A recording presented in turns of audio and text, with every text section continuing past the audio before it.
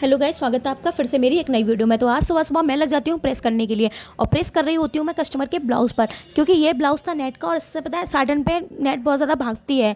इसलिए मैंने ले लिया था फैब्रिक ग्लू और फैब्रिक ग्लू से ना मैं नेट को प्रॉपर चिपका रही थी, जिससे कि नेट बार बार साटन से ना भागे और मेरे ब्लाउज़ में बहुत अच्छी तरीके से फिनिशिंग आए, जैसे कस्टमर मेरे काम को देखकर खुश हो जाए।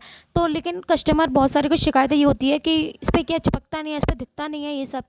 तो ऐसा कुछ भी नहीं है, ये फैब्रिक ग्लू है। फैब्रिक ग्लू नहीं चिपकता और मतलब चिपक तो ज़्यादा बहुत तरीके से, लेकिन दिखता नहीं है, ट्रांसपेरेंट नहीं होता है कि दिख जाए या कुछ भी हो जाए, ऐसा कुछ भी नहीं होता है। लगता है अजीब चिपके, ऐसा कुछ भी नहीं होता है। बस शर्त यही रहती है कि इसको प्रेस से चिपकाएं। प्रेस से क्या होता है कि अच्छी तरीके से चिपक भी जाता है और वो बाहर साइड दिखता भी नहीं है कि इसको हमने फेविकॉल से चिपकाया, बहुत अच्छे तरीके से चिपक जाता है। और फिर प्रेस करने के बाद मैं आ गई थी बाहर, और बाहर मैंने फिर अपनी मशीन पर कार्य किया, क्योंकि मशीन बहुत ज़्यादा गंदी हो रही थी, क्योंकि मैं रात को ऐसे ही छोड़ देती हूँ, सारा सामान उस पर फेंक देती हूँ।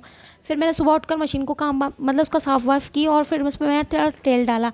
तेल डालने के बाद थोड़ा जो काम पड़ा हुआ था मैंने वो भी समेटा, और फिर ये थोड़ा सा काम था, इसको समेट के मैं अंदर चली गई थी। अंदर भावना भी आ गई थी और भावना ने मेरे से दिमाग मारा, और दिमाग मारते मारते उसने मेरा सारा काम भी करवा दिया था, मैंने भी कर लिया था। और फिर मैं चली गई थी नहाने, और नहाने के बाद मेरे दिमाग में ना एक बहुत ज़्यादा दिमाग ख़राब करने वाली चीज़ चल रही थी, जो कि था घेवर। क्योंकि मेरी फील्ड में ना इतने घेवर के वीडियोज़ आ रहे थे, इतने घेवर के वीडियोज़ आ रहे कि चल मची कि मैं भी बनाऊँगी। तो फिर क्या, मैं भी लग गई घेवर बनाने के लिए। तो यहाँ पर मैंने घी से मक्खन निकाला, मक्खन निकाला, थोड़ी सी रिफाइंड वो सॉरी मैदा डाली, और मैदा डालने के बाद पानी डाला। पानी डालने इसकी क्वांटिटी क्या होती है मुझे कुछ भी नहीं पता था, और बर्तन इसलिए छोटा छोटा ले रही थी क्योंकि ख़राब अगर बनता है तो थोड़ा बहुत ही ख़राब हो, ज़्यादा कुछ ख़राब ना हो, वेस्ट जाए कोई भी चीज़। तो यहाँ पर मैंने थोड़े से रिफाइंड डाली थी कटोरे में, और फिर मैं बनाने लगी थी अपना घेवर। लेकिन मेरे बस की बात नहीं थी, ये मुझे रियलाइज़ हो गया था, इसलिए मैंने उसको यहीं थमा दिया था।